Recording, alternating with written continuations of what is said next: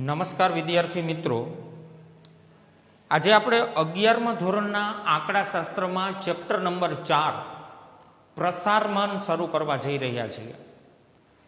પ્રસારમાનના ચેપ્ટરમાં પ્રસારને લગતા જુદા જુદા ઘણા બધા માપ આપેલા છે આપણને, પણ આપણે પહેલા સ્વાધ્યાય 4.1 ધ્યાનમાં લઈએ. વિસ્તાર અને વિસ્તારાંક શોધવાના મુદ્દાઓ એમાં આપેલા છે. એ સ્વાધ્યાય 4.1 આપણે ધ્યાનમાં લઈએ તે પહેલા આજે આપણે સ્વાધ્યાય 4.2 થી શરૂ કરીએ છીએ. સ્વાધ્યાય 4.2 થી.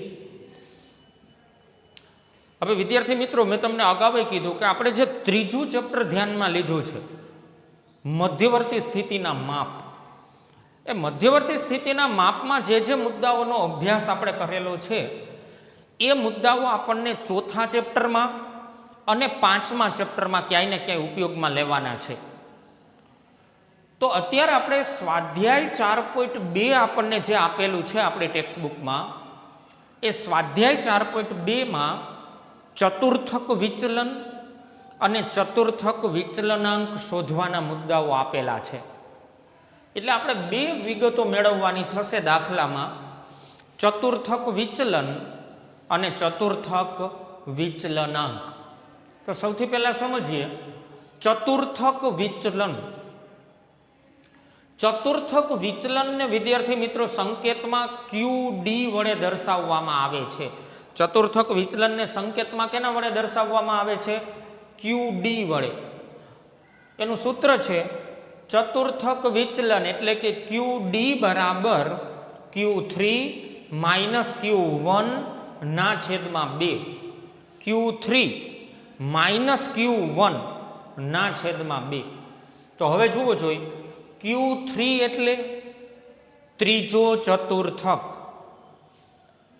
તો ચતુર્થકો શોધવાના મુદ્દા આપણે ત્રીજા ચેપ્ટરમાં જોયા છે. એટલે Q3 મતલબ કે ત્રીજો ચતુર્થક અને Q1 મતલબ કે પ્રથમ ચતુર્થક. તો ચતુર્થક વિચલન મેળવવા માટે આપણે બે ચતુર્થકોની આવશ્યકતા રહેશે. કયા બે ચતુર્થકો? એક ત્રીજો ચતુર્થક અને એક પ્રથમ ચતુર્થક. Q1 અને Q3 શોધવાના છે. હવે Q1 અને Q3 પ્રથમ ચતુર્થક અને ત્રીજો ચતુર્થક શોધવા માટે આપણી પાસે વર્ગ આપેલા ન હોય એ પ્રકારના દાખલા અને વર્ગ વાળી રકમ હોય એ પ્રકારના દાખલાઓ આપેલા હોય. તો એ તો આપણે ત્રીજા ચેપ્ટરમાં જોયું છે કે વર્ગ વગરની રકમ હોય તો કયા સૂત્ર મૂકવા, વર્ગ વાળી રકમ હોય તો કયા સૂત્ર મૂકવા. એટલે Q1 અને Q3 મેળવવાનો મુદ્દો આપણા માટે કોઈ નવો મુદ્દો છે નહીં. એટલે ચતુર્થક વિચલન QD બરાબર Q3 માઇનસ Q1 ના છેદમાં 2. એટલે ચતુર્થક વિચલન મળશે. અને સાથે સાથે ઘણા બધા દાખલાઓમાં આપણી પાસે ચતુર્થક વિચલનાંક માંગવામાં આવે છે. તો એનું સૂત્ર છે ચતુર્થક વિચલનાંક બરાબર Q3 માઇનસ Q1 ના છેદમાં Q3 પ્લસ Q1. તો આનો અર્થ એવો થયો વિદ્યાર્થી મિત્રો કે તમારે ચતુર્થક વિચલન શોધવાનું હોય તોય ભલે, ચતુર્થક વિચલનાંક શોધવાનો હોય તોય ભલે, અથવા તો બંને શોધવાનું હોય તો પણ ભલે, તમારે સૌથી પહેલા દાખલાની રકમમાંથી બે મુદ્દાઓ મેળવી લેવા પડશે. એક Q1 અને બીજું Q3. જો આપણી પાસે Q1 અને Q3 ની કિંમત હશે તો આપણે સરળતાથી ચતુર્થક વિચલન મેળવી શકશું આ સૂત્રમાં કિંમત મૂકીને, અને ચતુર્થક વિચલનાંક પણ સરળતાથી આપણે મેળવી શકશું. તો બીજા શબ્દોમાં કહીએ તો સ્વાધ્યાય 4.2 ની અંદર તમારે પ્રથમ ચતુર્થક અને ત્રીજો ચતુર્થક બધા જ દાખલામાં શોધવાનો થશે. એટલે તમને સરળતાથી ચતુર્થક વિચલન અને ચતુર્થક વિચલનાંક મળી જશે. તો આ બે સૂત્ર આપણે ખાસ ધ્યાનમાં રાખશું. હવે જોઈએ આપણે સ્વાધ્યાય 4.2 ના પહેલા દાખલાની રકમમાં. તો સ્વાધ્યાય 4.2 ના પહેલા દાખલામાં આપણને આપેલું છે, એક નિશાનબાજ એક સ્પર્ધાની પૂર્વ તૈયારી કરતી વખતે છેલ્લા 10 પ્રયત્નોમાં તેમનું નિશાન નીચે જણાવેલ અંતરથી ચૂકી જાય છે. આપણને જુદા જુદા 10 અવલોકનો આપેલા છે. 20, 32, 24, 41, 18, 27, 15, 36, 35 અને 25 મિલીમીટરમાં અંતર આપેલા છે. ટૂંકમાં 10 અવલોકનો આપેલા છે. અને આગળ માંગેલું છે આપણી પાસે, આ માહિતી પરથી નિશાન ચોકના માપનું ચતુર્થક વિચલન અને ચતુર્થક વિચલનાંક શોધો. ચતુર્થક વિચલન માંગેલું છે અને ચતુર્થક વિચલનાંક માંગેલું છે. દાખલાની રકમ આપણને આ પ્રમાણે આપેલી છે. તો હવે વિદ્યાર્થી મિત્રો આપણે જાણીએ છીએ કે આ દાખલાની રકમ જે આપેલી છે, ચતુર્થક વિચલન અને ચતુર્થક વિચલન શોધવા માટે આપણે Q1 અને Q3 મેળવવા પડશે. તો Q1 અને Q3 મેળવવા માટે આપણને વર્ગ વગરની રકમ આપેલી છે. વર્ગ વગરની રકમ, વર્ગવાળી રકમ નથી, વર્ગ વગરની રકમ આપેલી છે. તો જ્યારે આપણને વર્ગ વગરની રકમ આપેલી હોય ત્યારે Q1 અને Q3 મેળવવા માટેના ટૂંકા સૂત્ર આપણે જેને કહીએ છીએ n+1 વાળા, એ સૂત્રનો ઉપયોગ કરીને આપણે Q1 અને Q3 મેળવવા પડશે. તો પહેલા દાખલામાં આજે 10 અવલોકનો આપેલા છે, એના ઉપરથી આપણે પ્રથમ ચતુર્થક અને ત્રીજો ચતુર્થક પહેલા મેળવી લઈએ.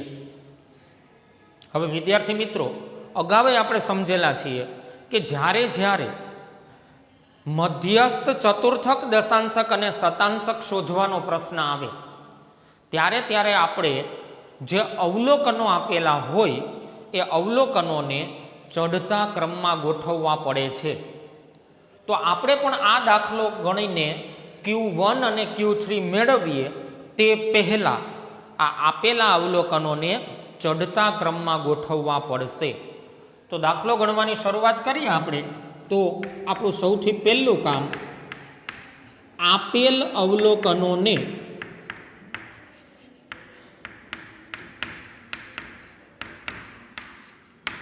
ચઢતા ક્રમમાં ગોઠવતા.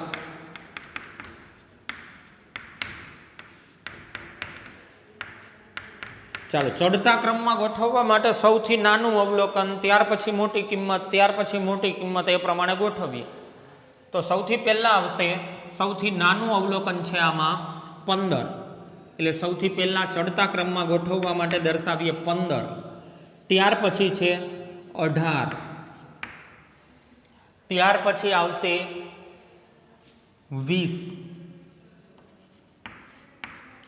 20 પછી આવશે 24. 24 પછી આવશે 25. 25 પછી આવશે 27.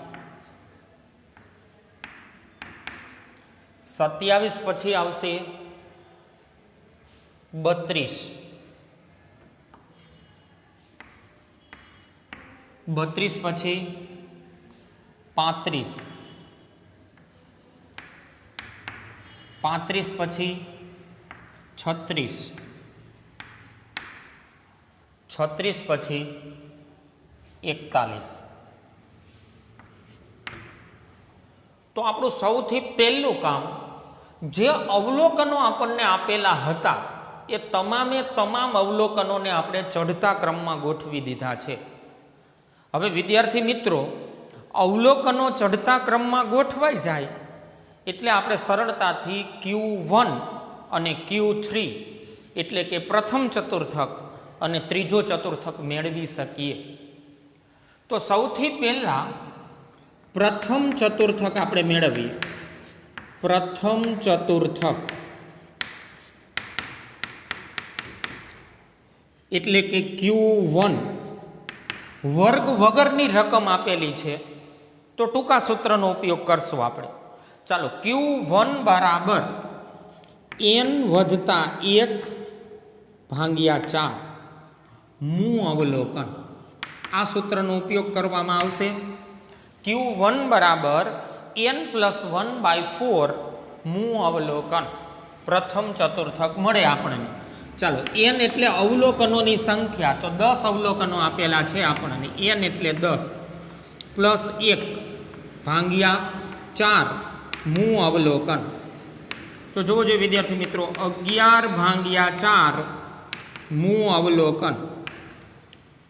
11/4 કરો એટલે આપણને મળે છે 11/4 એટલે 2.75 મૂ અવલોકન. 2.75 મૂ અવલોકન. હવે સમજો વિદ્યાર્થી મિત્રો, 2.75 મૂ અવલોકન મળે છે આપણને. તો હવે જો બીજું અવલોકન આન્સર મળતો હોત તો અહીંયા સરળતાથી આપણે શોધી શકીએ 18. ત્રીજું અવલોકન એવો આન્સર મળે તોય સરળતાથી શોધી શકીએ. મતલબ કે પૂર્ણાંકમાં જો આન્સર અહીંયા મળતો હોત તો તમે સરળતાથી એટલામું અવલોકન શોધી શકો. અહીંયા તો અપૂર્ણાંકમાં આન્સર મળે છે, પોઈન્ટમાં આન્સર મળે છે. હવે 2.75 મૂ અવલોકન અહીંયા ડાયરેક્ટલી શોધી શકાતું નથી. તો એના માટે તમારે હજુ એક સ્ટેપ ગણવું પડશે. 2.75 મૂ અવલોકન આ અવલોકનોમાંથી કેવી રીતે શોધવું? તો એના માટે Q1 બરાબર, Q1 મેળવવો છે, આન્સર આવ્યો 2.75. તો Q1 બરાબર અહીંયા જે આન્સર આવેલો હોય એમાં પોઈન્ટ પહેલાનું અવલોકન તમારે લખવાનું. તો પોઈન્ટ પહેલા 2 છે, તો અહીંયા આપણે લખવાનું Q1 બરાબર બીજું અવલોકન. બીજું અવલોકન પછી એમાં પ્લસ કરવાનું. હવે 2.75 માંથી પોઈન્ટ પહેલાનો આંકડો દૂર કરી નાખો તો વધશે 0.75. તો અહીંયા પ્લસ કરવાના 0.75. બીજું અવલોકન પ્લસ 0.75. પછી કાઉન્સમાં અહીંયા જે અવલોકન લખેલું છે એના પછીનું અવલોકન.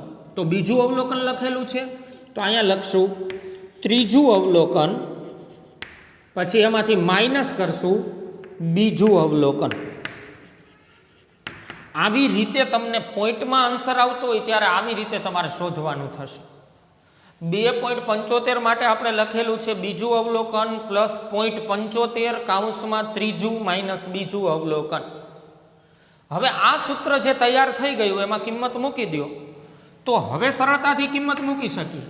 બીજું અવલોકન છે 18 પ્લસ 0.75 કાઉન્સમાં ત્રીજું અવલોકન છે 20 માઇનસ બીજું અવલોકન છે 18. તો 18 પ્લસ 0.75 કાઉન્સમાં 20 માઇનસ 18 એટલે કે 2. તો 18 પ્લસ 0.75 ગુણ્યા 2 એટલે 1.5. તો Q1 બરાબર મળશે આપણને 18 પ્લસ 1.5 એટલે 19.5. આ થયું Q1, પ્રથમ ચતુર્થક આપણે શોધેલો છે. હવે મેળવીએ આપણે ત્રીજો ચતુર્થક.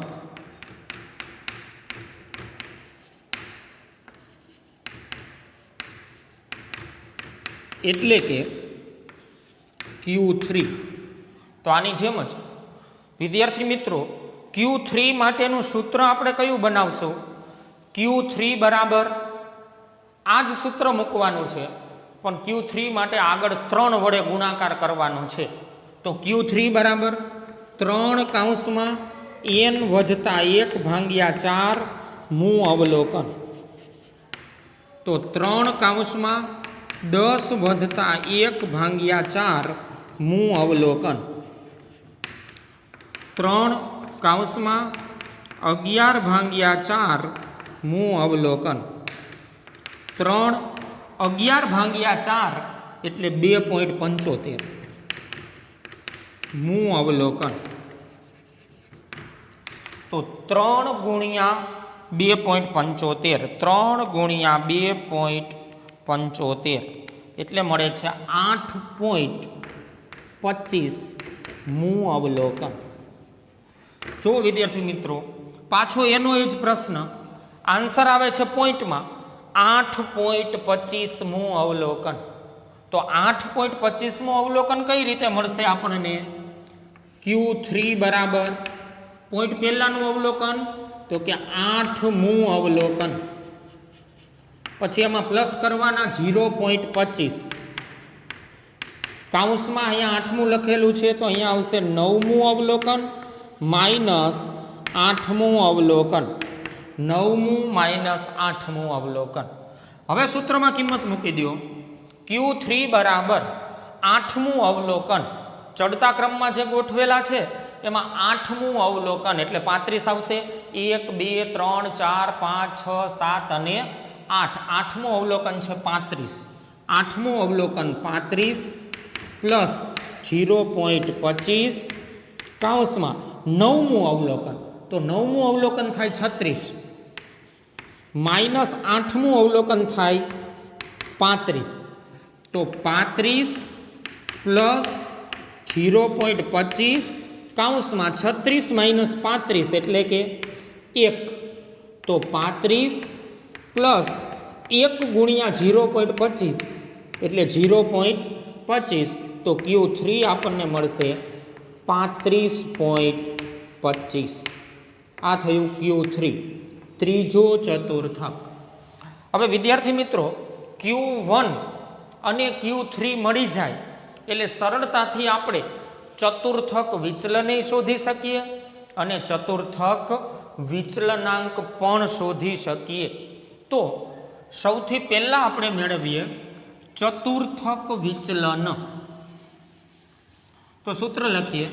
ચતુર્થક વિચલન એટલે કે QD બરાબર Q3 માઇનસ Q1 ના છેદમાં 2.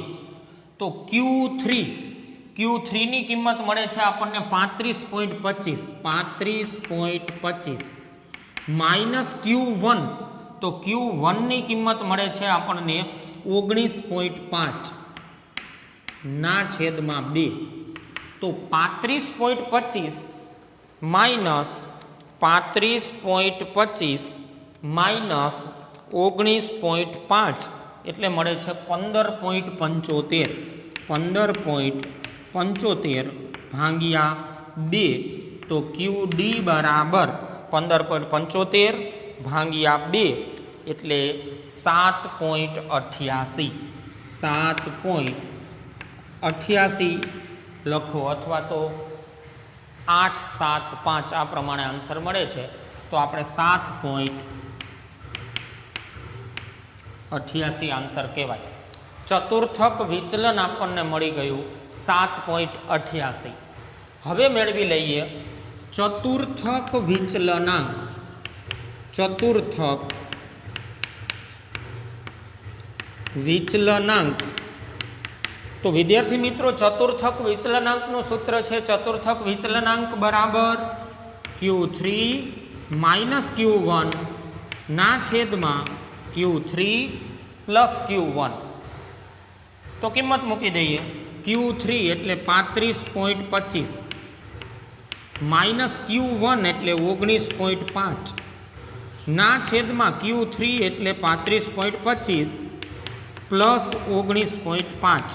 તો અંશમાં બાદબાકી આવે છે 15.75,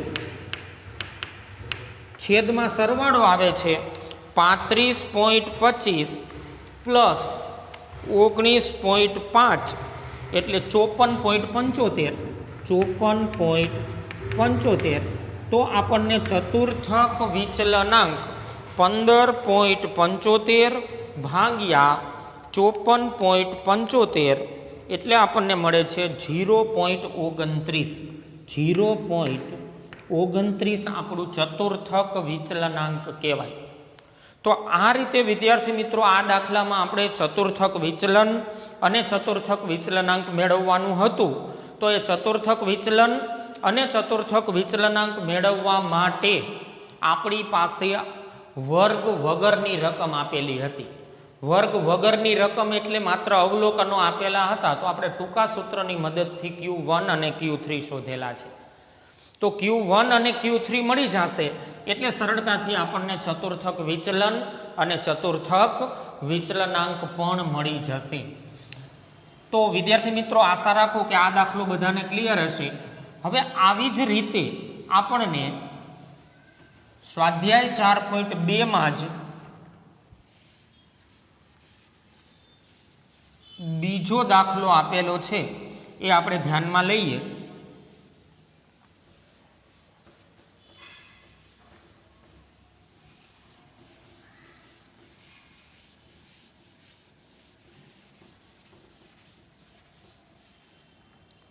તો એની રકમમાં જુઓ વિદ્યાર્થી મિત્રો, સ્વાધ્યાય 4.2 નો જ બીજો દાખલો. એમાં આપેલું છે આપણને એક શાળાના 43 વિદ્યાર્થીઓને મેળવેલા ગુણના નીચે આપેલ આવૃત્તિ વિતરણ પરથી ગુણનું ચતુર્થક વિચલન અને ચતુર્થક વિચલનાંક શોધો. એમાંય ચતુર્થક વિચલન અને ચતુર્થક વિચલનાંક શોધવાનો છે, પણ 2 કોલમ આપેલા છે, ગુણ અને વિદ્યાર્થીઓની સંખ્યા. તો જે ગુણ આપેલા છે, બીજા દાખલામાં જે ગુણ આપેલા છે એને આપણે XI તરીકે દર્શાવી દઈએ અને વિદ્યાર્થીઓની સંખ્યા જે આપેલી છે એને FI તરીકે દર્શાવી દઈએ. તો XI અને FI આપેલા છે. XI ની કિંમત 10, 20, 30, 40, 50, 60 આપેલી છે. 10, 20, 30, 40, 50 અને 60. સાથે વિદ્યાર્થીઓની સંખ્યા જેને આવૃત્તિ તરીકે દર્શાવી દઈએ 4, 7, 15, 8, 7 અને 2. તો આપણને n બરાબર આવૃત્તિનો સરવાળો, તો n બરાબર 43 વિદ્યાર્થીઓ આપેલા છે, તો n બરાબર 43 મળે આપણને. તો આમાંય ચતુર્થક વિચલન અને ચતુર્થક વિચલનાંક શોધવાનો છે વિદ્યાર્થી મિત્રો. દાખલાની રકમ તો વર્ગ વગરની જ આપેલી છે. વર્ગ વગરની એટલે હમણાં આગળના દાખલામાં Q1 અને Q3 શોધવા માટેના જે સૂત્ર ધ્યાનમાં લીધા એ સૂત્રની મદદથી જ આપણે મેળવવાનું થશે. પણ સાથે આવૃત્તિ આપેલી છે. તો આવૃત્તિ આપેલી હોય અને તમારે Q1 અને Q3 શોધવાનો હોય તો આપણે એક કોલમ તૈયાર કરીએ છીએ, CFI, સંચય આવૃત્તિ. તો સૌથી પહેલા 4 ના 4 એમને મૂકી દેશું. 4 + 7 એટલે 11, 11 + 15 એટલે 26, 26 + 8 એટલે 34, 34 + 7